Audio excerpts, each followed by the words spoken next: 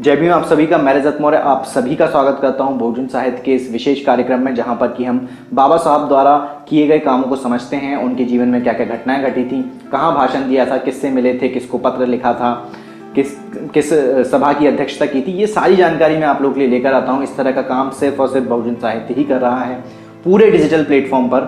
तो इस चीज़ को आप लोगों से मेरी रिक्वेस्ट है कि शेयर किया करिए वीडियो को। बहुत ही इंपॉर्टेंट वीडियो है, ऐतिहासिक वीडियो है। इस तरह की इन्फॉर्मेशन आपको बहुत रिसर्च करने के बाद मिलेगी, तो वो पूरी रिसर्च का काम मैं खुद करता हूँ। तो उम्मीद करूंगा कि वीडियो को शेयर करेंगे। अगर आप लोग इस चैनल पर नए हैं तो चैनल को सब्सक्राइब कर लीजिए, पुराने वीडियोज भी जाकर देखिए। और अगर आप लोग सक्षम हैं तो बहुजन साहित्य की आर्थिक मदद कीजिए। डिस्क्रिप्शन में आपको मेरी डिटेल्स मिल जाएंगे, अकाउंट्स के जो भी डिटेल्स आपको चाहिए, लिंक चाहिए तो लिंक मिल जाएगी, अकाउंट नंबर चाहिए तो अकाउंट नंबर मिल जाएगा, गूगल पे का नंबर चाहिए तो गूगल पे का नंबर मिल जाएगा। वहाँ से आप लेकर आप मेरी आर्थिक मदद कर सकते हैं।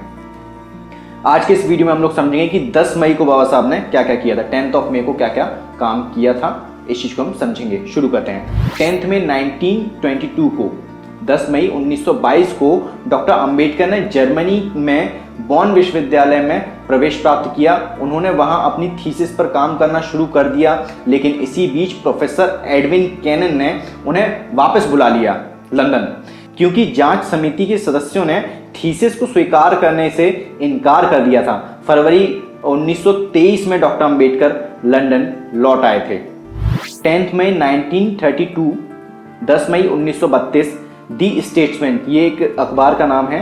दिल्ली की रिपोर्ट है कि असम को छोड़कर भारत के सभी हिस्सों में लगभग 200 प्रतिनिधि, जिसमें महिलाओं सहित 1000 स्थानीय प्रतिनिधित्व शामिल हैं, कामठी में आयोजित अखिल भारतीय दलित वर्ग कांग्रेस में भाग लेते हैं। यह कामठी कांग्रेस और इसके महत्व के बारे में विस्तार से रिपोर्ट करता है। कौन करता है? दी स्टेटमेंट्स, जो कि अखबार था। 10 मई 1938, 10 मई 1938 को डॉक्टर बी.आर. अंबेडकर ने स्वतंत्र लेबर पार्टी और समता सैनिक दल द्वारा आयोजित इंदौरा नागपुर महाराष्ट्र में एक जनसभा को संबोधित किया, जिसमें 20,000 लोगों ने भाग लिया। वह लोगों को यह सुनिश्चित करने की सलाह देते हैं कि चुने हुए प्रतिनिधि उनके लिए काम करें। भारी बारिश और खराब मौसम के बीच भी उन्होंने अपना भाषण जारी रखा। अब इस चीज को समझिए कि जब वो कह रहे हैं कि उनके द्वारा जो चुने हुए प्रतिनिधि हैं वो उनके लिए काम करें, पर ऐसा कितना होता है? आज की डेट में हम देखते हैं कि जितने भी हमारे वोट लेके जाते हैं वो केवल अपने और अपने बाल बच्चों के लिए काम कर रहे होते हैं, उनकी रिस्पॉन्सिबिलिटी है नहीं, और हम लोग उनकी जय जयकार कर रहे होते हैं, क्योंकि हमने पढ़ा तो है नहीं कि क्या हमारे राइट्स हैं और क्या उनके ड्यूटीज़ हैं और क्या हमारे राइट्स हैं। दोनों ही हमने नहीं पढ़े, मतलब कि उनके कर्तव्य क्या हैं, उनकी जिम्मेदारी क्या है ना, और हमारे हक क्या हैं, हमें दोनों ही नहीं पता। तो इसलिए हम उनकी जय जयकार कर रहे होते हैं। इसलिए कहता हूँ, नेताओं को सर पर मत बैठाओ, उनको अकाउंटेबल रखो, उनको बोलो देखो आपको हमने वोट दिए काम करने के लिए। 10 मई 1943, 10 मई 1943 को महाराष्ट्र चैम्बर ऑफ कॉमर्स के सदस्यों को संबोधित करते हुए डॉक्टर अंबेडकर ने कहा कि उनके अनुसार विश्व में स्थायी शांति की समस्या 3 कारकों के सफल समाधान पर निर्भर करती है। मतलब कि दुनिया में जो वर्ल्ड जो पीस है, दुनिया में जो विश्व शांति है, वो 3 कारणों पर निर्धारित करती है, अर्थात साम्राज्यवाद, रंगपट्टी यानी कि नस्ल भेद, ठीक, और गरीबी। रंग भेद का प्रश्न उतना ही महत्वपूर्ण था जितना कि साम्राज्यवाद का प्रश्न। इससे निपटा जाना चाहिए और इस तरह से हल किया जाना चाहिए ताकि भविष्य में मानव शांति भंग ना हो। लेकिन इस तरह से हमें कोई दिखाई नहीं देता। मुझे तो ऐसा पर्सनली ऐसा मुझे लगता है कि ये सारे कॉन्फ्लिक्ट इसलिए पैदा किए जाते हैं ताकि जो बड़े बड़े जो लोग हैं उनका व्यापार चलता रहे। ये पर्सन मेरा थॉट है। 10 मई 1943, 10 मई 1943 को सोमवार शाम को इंडियन फेडरेशन ऑफ लेबर की बॉम्बे प्रेसिडेंसी कमेटी द्वारा उनके सम्मान में दी गई एक चाय पार्टी में बोलते हुए डॉक्टर अंबेडकर कहते हैं, क्या कहते हैं? पहला, ब्रिटेन का श्रम आंदोलन भारतीय श्रम आंदोलन का अनुकरण करने के लिए एक उदाहरण है। मतलब जो ब्रिटेन में जो श्रम आंदोलन हुआ है उसको भारत के जो श्रम आंदोलन है उसका उदाहरण, उसको वहां से सीखना चाहिए। देश में ब्रिटिश लेबर पार्टी के मॉडल पर यूनाइटेड लेबर पार्टी बनाने की आवश्यकता है, यानी कि ब्रिटेन में जो लेबर पार्टी है उसके तर्ज पर यहाँ पर यूनाइटेड लेबर पार्टी बनाने की आवश्यकता है।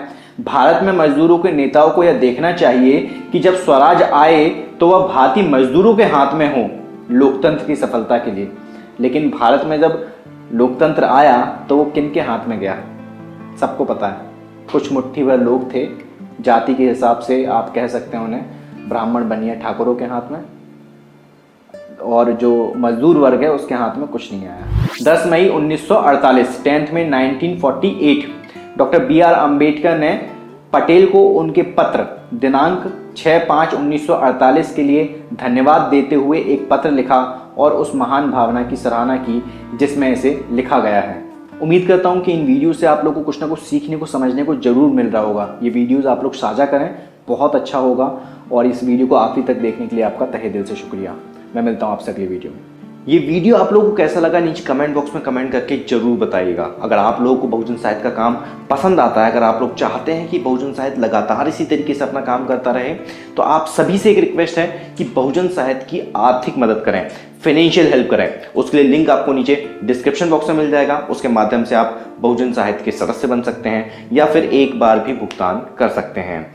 मैं रजत मौर्य मिलता हूं आपसे अगले वीडियो में, फिर किसी किताब के साथ, फिर किसी ऑथर के साथ, फिर किसी किताब पर चर्चा के साथ, फिर किसी बुक रिव्यू के साथ। तब तक अपना और अपनों का ध्यान रखें, पढ़ने की आदत को विकसित करें, क्योंकि पढ़ेगा इंडिया तभी तो बढ़ेगा इंडिया। जय भीम, जय भारत, जय संविधान, जय जोहार।